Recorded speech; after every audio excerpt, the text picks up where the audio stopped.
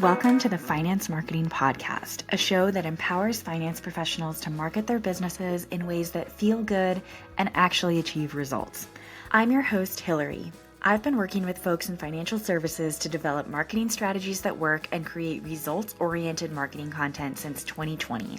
And I've learned a lot about what works in finance marketing, what doesn't work, and where financial services pros get stuck.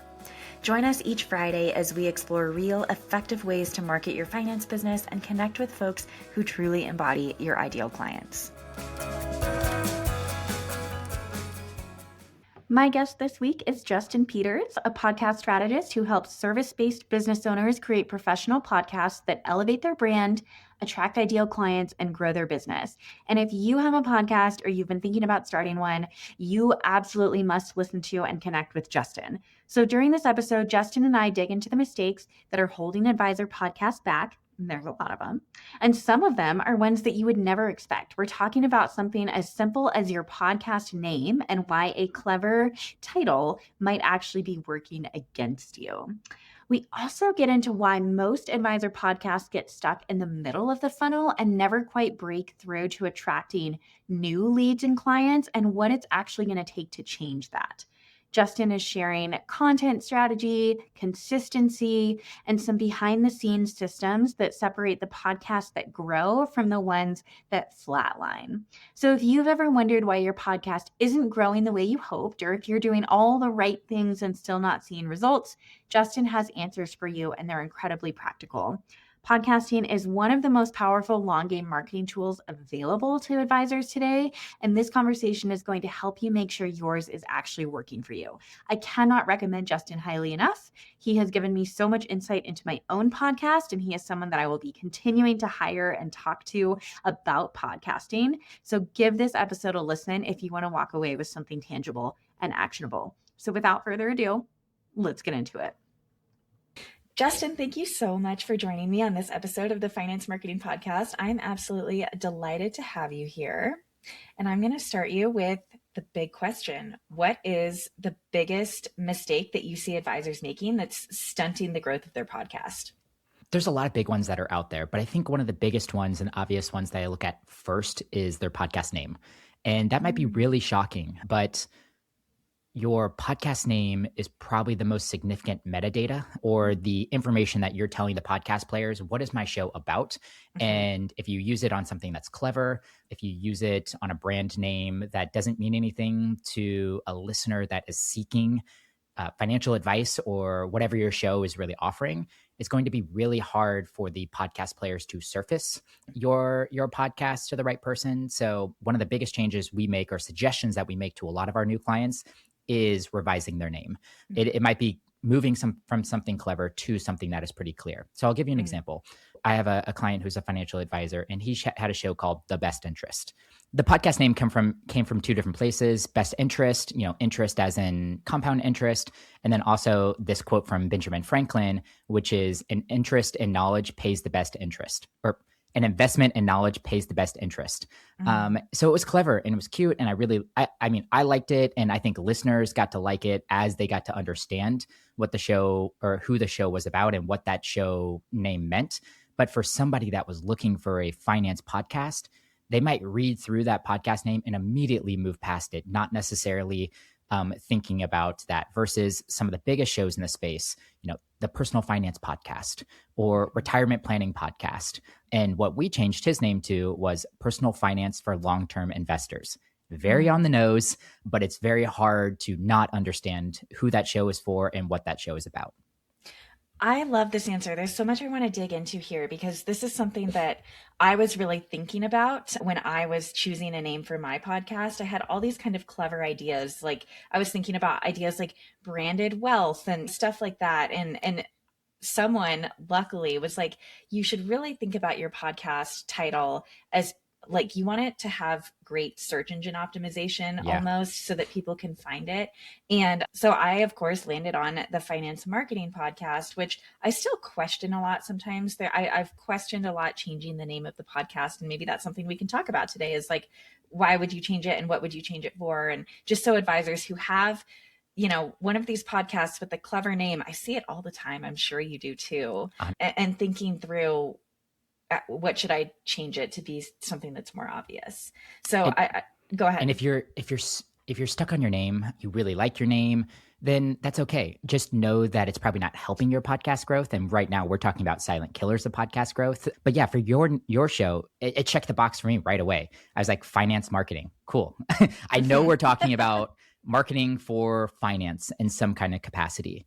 If I were to give you some 201 recommendations for your podcast name, the and podcast are fairly redundant. Most shows or the first word of your podcast name has got to be the word that is weighted the most significantly in terms of the search engines. So you're weighting the as the biggest search term for your podcast right now.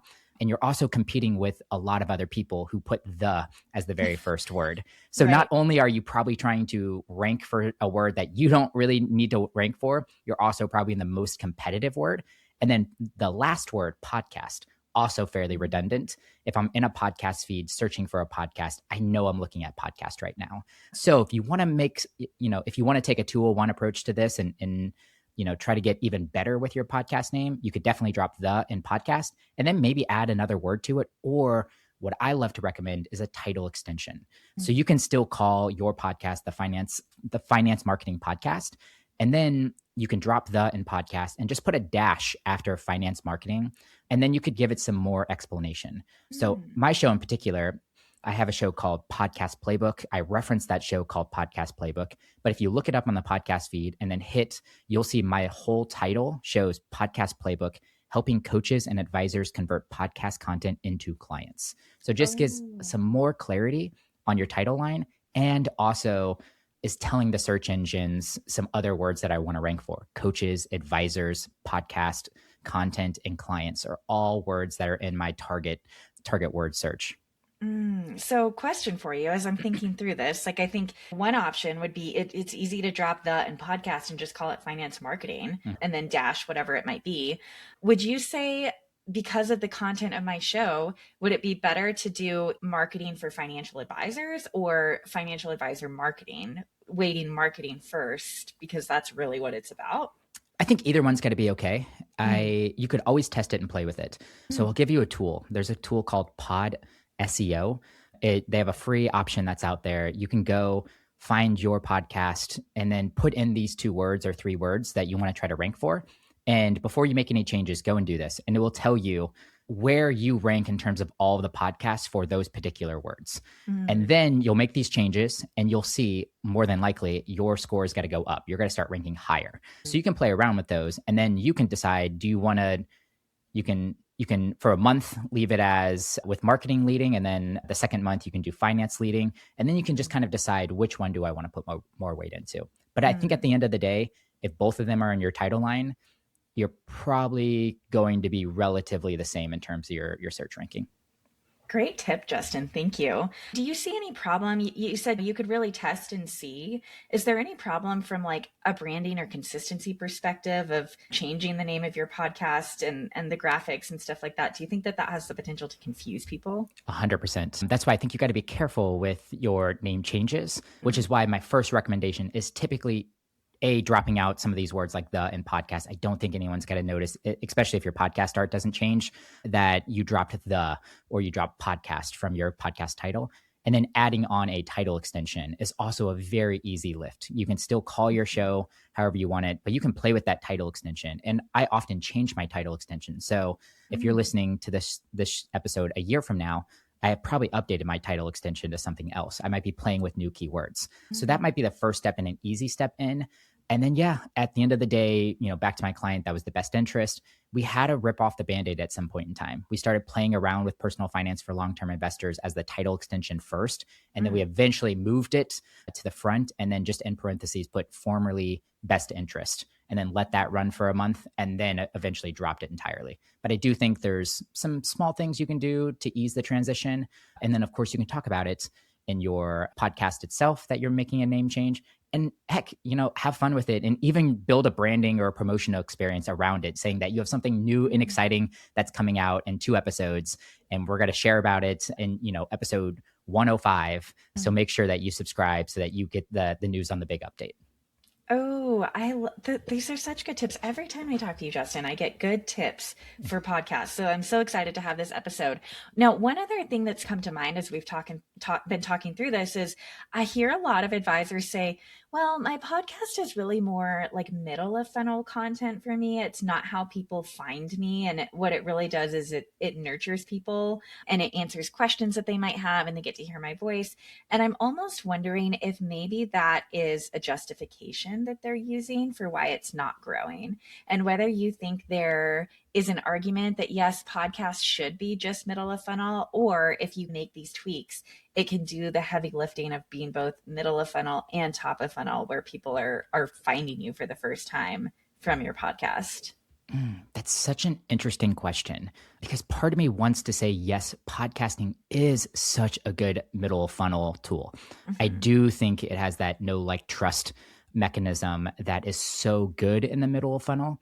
And I Mm-hmm. do think it is lacking in a lot of traditional growth levers like an algorithm. And that's the biggest problem I think podcasting has compared to social media is the fact that you might have an opportunity to go viral with a piece of social media content, but it is much harder to go viral with a piece of podcast content because podcast players don't have the kind of algorithms that surface your content to new listeners. More times than not, you're the one that's driving most of your podcast growth.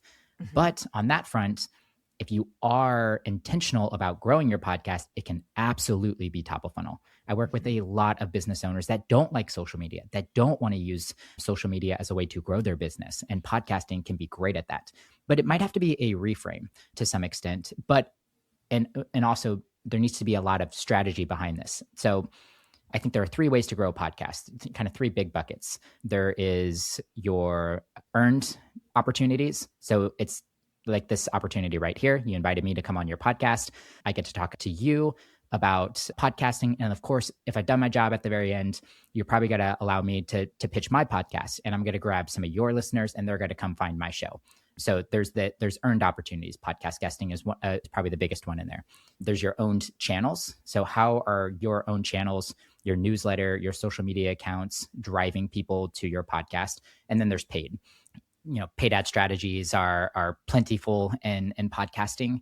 But at the end of the day, I have found the people that I hear are saying it's middle funnel and only works as middle funnel, and they're stuck at that 30, 40, 50 download mark and they can't get past it, is they're not putting any intentional effort into any of the podcast growth levers and really dependent on other mechanisms to grow. So if you want to take a step back and you want to be intentional and you're saying, yes, my podcast is for my middle funnel, great. I think it will still be a very successful investment.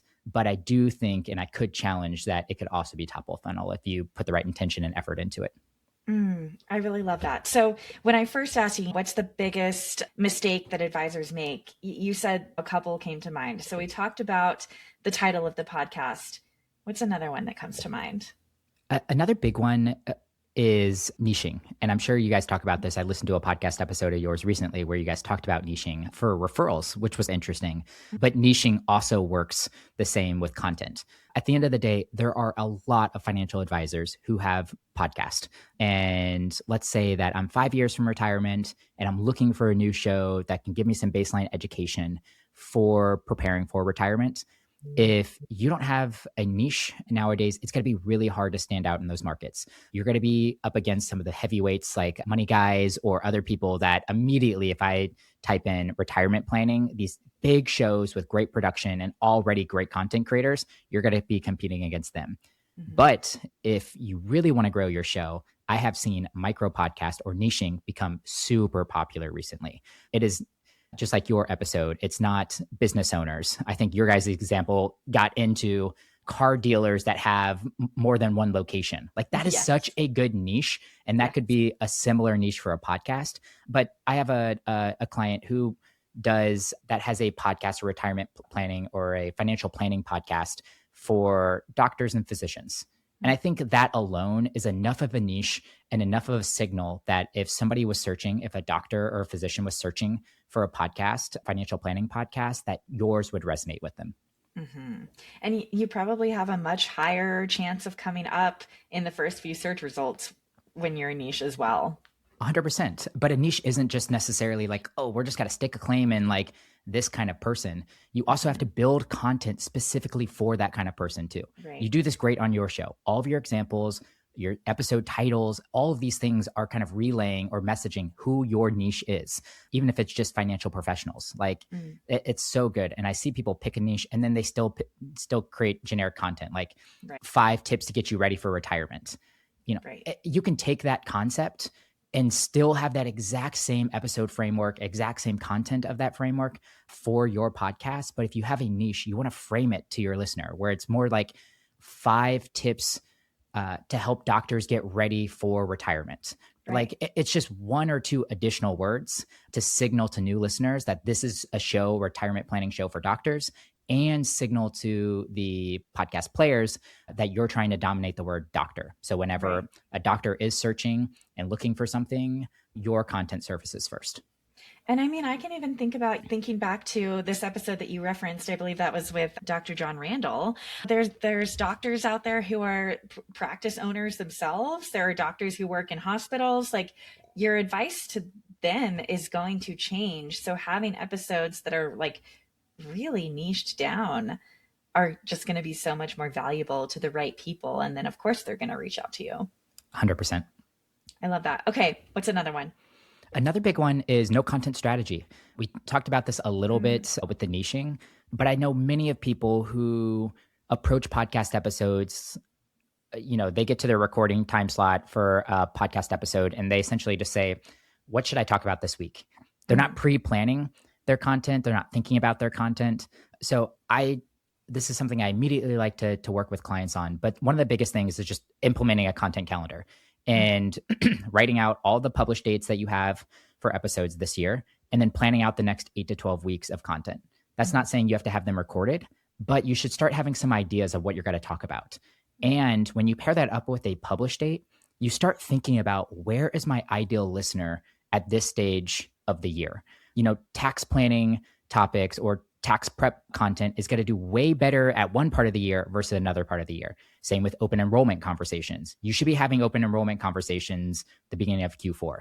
You should talk about tax stuff at the beginning of Q1. You know, what's your ideal listener struggling with in the summer? So Hillary, for your show, like if I'm starting to work with you and I'm thinking 8 to 12 weeks out, we're looking at early May to late May content. People are going to start getting ready for summer. And a lot of your advisors are going to essentially be like, how can I grow my practice whenever I know I'm going to have limited time this summer? I have a couple of family vacations planned. I want to grow my practice. This is not a big time of the year that a lot of financial advisors get new clients or get new work. So maybe you create an episode on 3 marketing tactics to try during your slow season this summer. And that's your content. And you know, sure that content might not be relevant 4 or 5 months from now, but it's exactly what your ideal listener is looking for right now. And you can only do that whenever you start pre-planning content far enough ahead. And then you can also just do fun things too, where you might see things land on holidays. So like we're talking the day after St. Pat's, or it's spring break right now. Like you could do like a spring cleaning tips for your financial advising practice. Like, and like you can make a theme around something that's happening. So it doesn't have to be like related to what your listener is experiencing, but you can kind of bring in a little bit of like the personal side and just create content that is somewhat relevant to when people are publishing episodes and listening to episodes. I love that. Do you have thoughts on interview-based podcasts versus solo podcasts versus a mix, and like how to plan content calendars around those 3 different types of podcasts? Oh, yes. This is going to be a hard one, but I think if the goal of your podcast is to help grow your business, to gain leads for your business, then you should be doing at least 50-50 solo to guest interviews. Many people are 100% guest interviews and 0% solos. And I think that's fine to get you started. And I think it's better than not podcasting at all.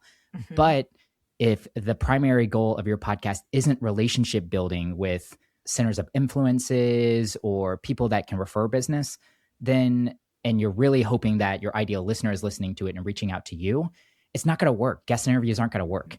you're going to become an expert interviewer. You're not going to become the expert that this person is looking, because your expertise is never demonstrated. So first things first, I think you should be planning 50-50 in terms of guest interviews to solo content. Mm-hmm. And then I like to just put that as placeholders in my content calendar. So I know guest interview solo, guest interview solo. And as I book an interview, then I go ahead and just replace one of those guest interview placeholders with that guest that's going to appear. And my solo content, I can be a little bit more flexible with, but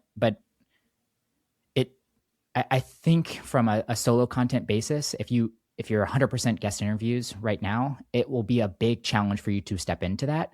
So I want to give you at least a couple of reassurances. First, a 10-minute episode is completely fine. I think it is so hard to go from 40-minute guest interviews and then thinking that you need to have 30 to 40-minute solos too. Yes. And a 30 to 40-minute solo just sounds daunting, first of all. But a 10, 15-minute episode, like you can anchor that on one core idea and get that done. Right. So I think start easier and look at shorter solo episodes to start with. And then second, answer questions that you get asked routinely. So if you're not sure what your solo episode should be about, I like to look back on my calendar for the week and then think about the meetings that I had, and then think about what questions came up in those meetings. So Hillary, if you asked me a question about in this interview that I hadn't thought about before, I might be like, oh, that's a good idea. And I might turn that into a piece of content thereafter. So just banking some of the questions that you get, man, you can even do this with AI now, where you can put your Phantom or whatever your AI note taker is into your meetings, and then get the transcript, put that into chat and be like, hey, can you pull out all the questions that my client asked me? And then at the end of the week, you can have a list of questions that you got asked during all of your client meetings. And then you can think about which one of these can I turn into content ideas. Right. I mean, I could see how that could turn into a year's worth of content really quickly. Yes. And as you start getting better at like identifying good pieces of content or ideas that could turn into content, I think it quickly becomes a waterfall of ideas. Like for me, my content bank has like 80 ideas in it right now. Like I have way too many to execute on. So I think it will eventually flip and you'll have more ideas than you can actually record. Yeah, I absolutely love that. So I'm actually struggling with this right now, where I started my podcast solely interview based because that was what made me comfortable. That was how I wanted to dip my feet in. And now that I'm over 100 episodes in at this point, I have done solo episodes before, but it's very inconsistent. It's kind of like, oh, when I have time or when I really want to talk about something, or when I'm launching something, I want to do a podcast of just me talking.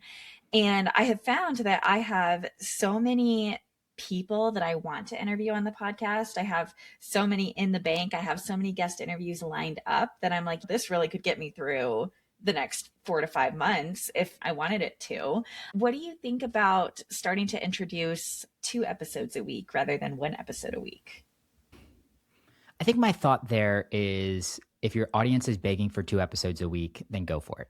If not, I think keeping up with twice a week is going to be a challenge for most busy entrepreneurs, for most advisors.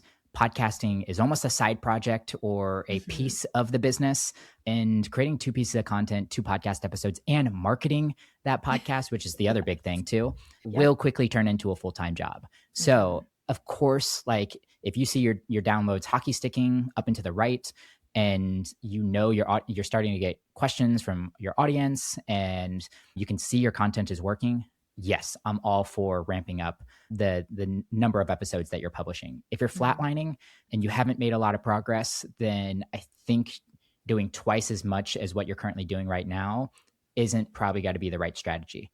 I would rather you tell guests that your podcast episodes got to come out somewhere in the next 6 to 12 months.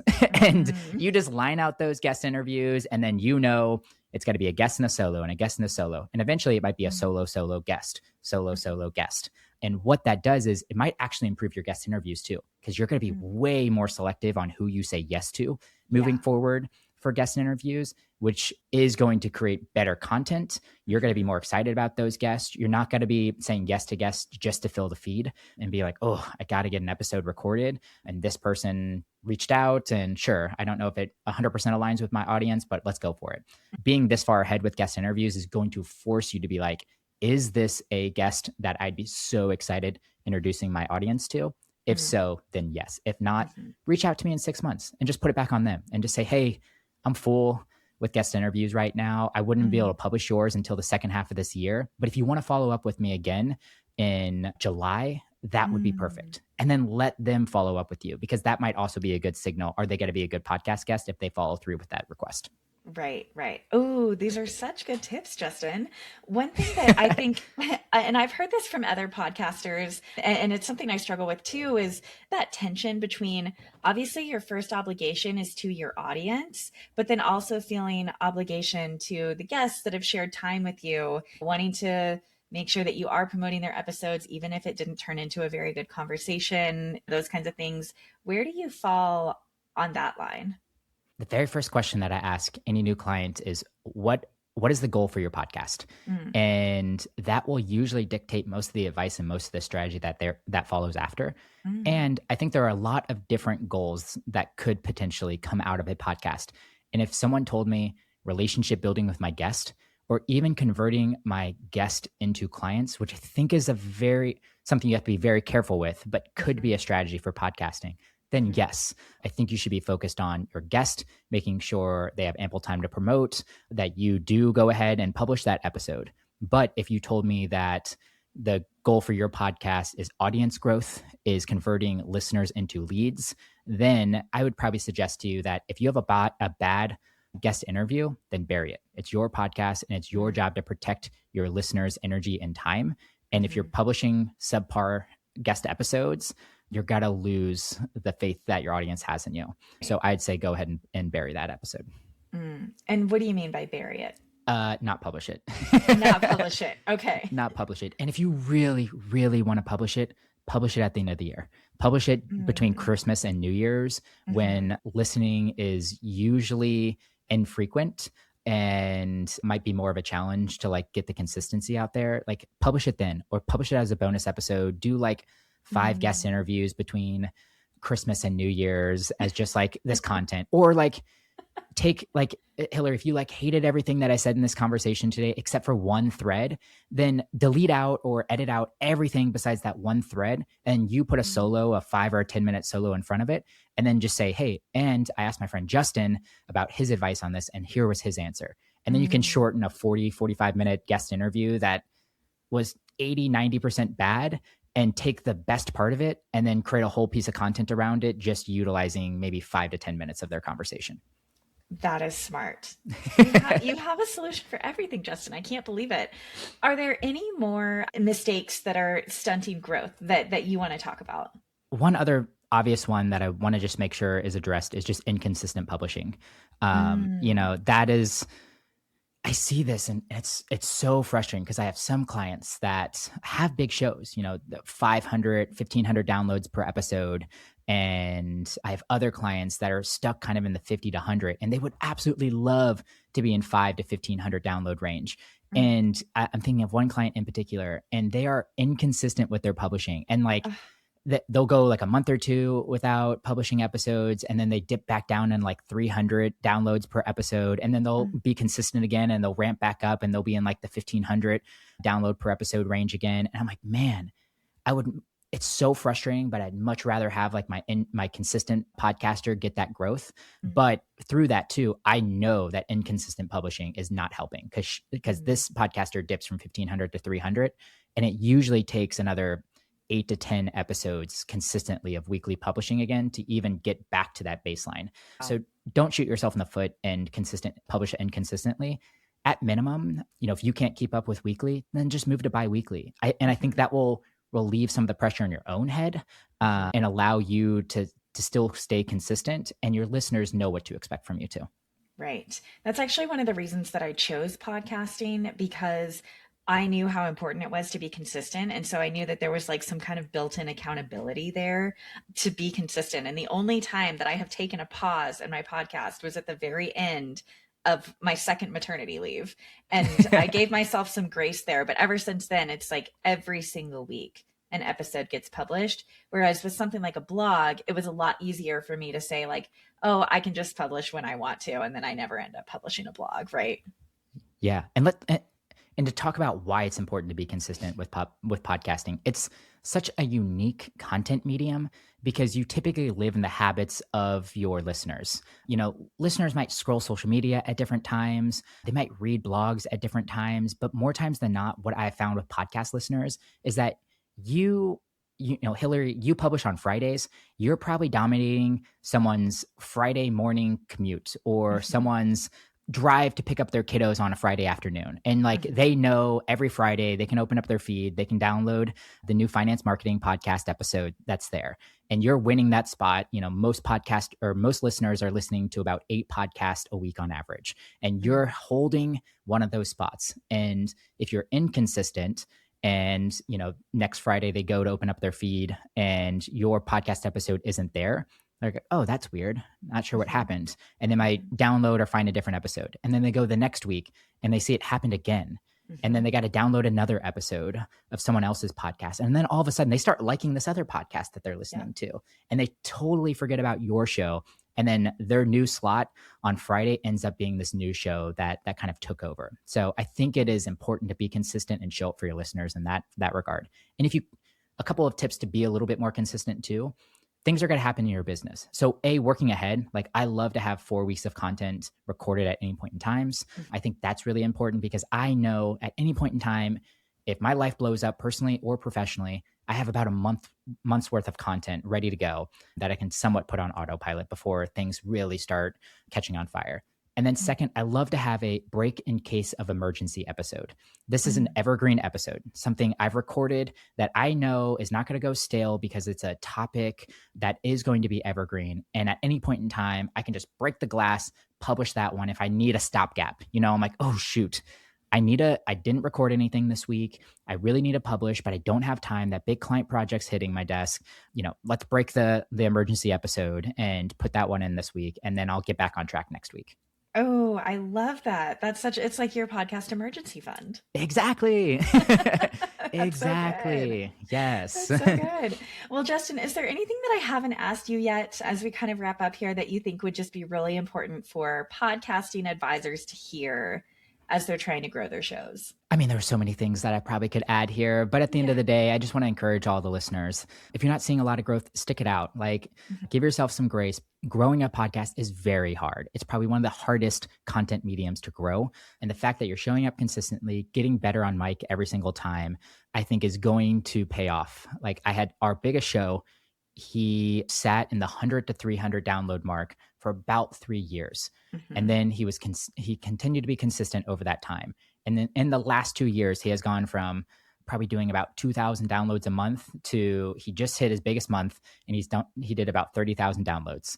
And last year, he got 27 leads from his podcast. He generated about $150,000 in client revenue for the year. And he's seen a lot of growth that's coming from his podcast now. If he would have gave up in year 2 or year 3, that would have never came. So keep at it and give yourself a little bit of grace. Oh, Justin, that's such a good note to end on. Well, tell us where people can find you and where they can listen to you if they want to hear more and learn more about you.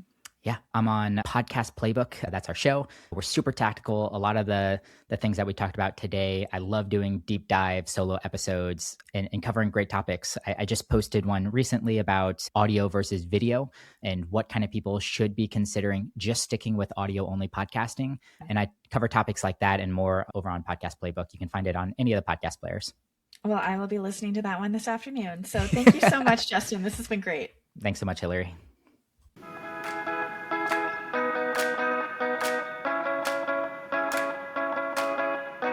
Thank you so much for joining us on this episode of the Finance Marketing Podcast. If you're eager to market your business in a way that feels good and actually gets results, sign up for the Finance Marketing Podcast newsletter in the show notes so you never miss another episode. If you liked what you heard today, please be sure to subscribe to the show on your favorite listening app and leave a review on Apple Podcasts. We'll see you back here next Friday.